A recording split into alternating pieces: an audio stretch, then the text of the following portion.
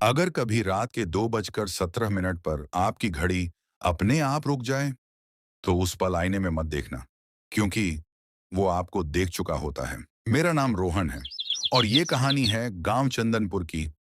एक ऐसा गांव जहां रात होते ही सब कुछ मर सा जाता है। यहाँ एक अजीब नियम है। रात 2:17 के बाद कोई भी घर से बाहर नहीं निकलता।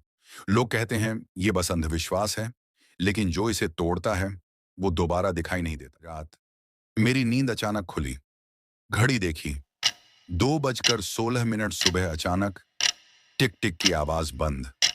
घड़ी 2:17 पर रुक चुकी थी और तभी मेरे कमरे के बाहर किसी के भारी कदमों की आवाज आई।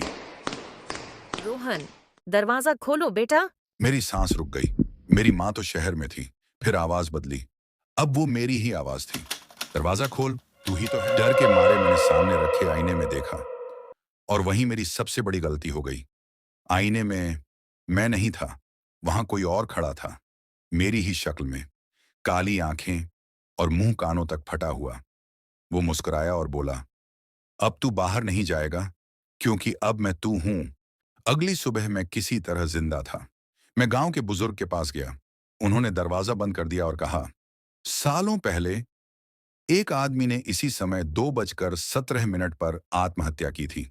मरते वक्त उसने कहा, जो मुझे देखेगा मैं उसकी जगह ले लूंगा। अब उसकी आत्मा लोगों की शक्ल लेकर घूमती है। उस रात मैंने तय किया, अब भागूंगा नहीं।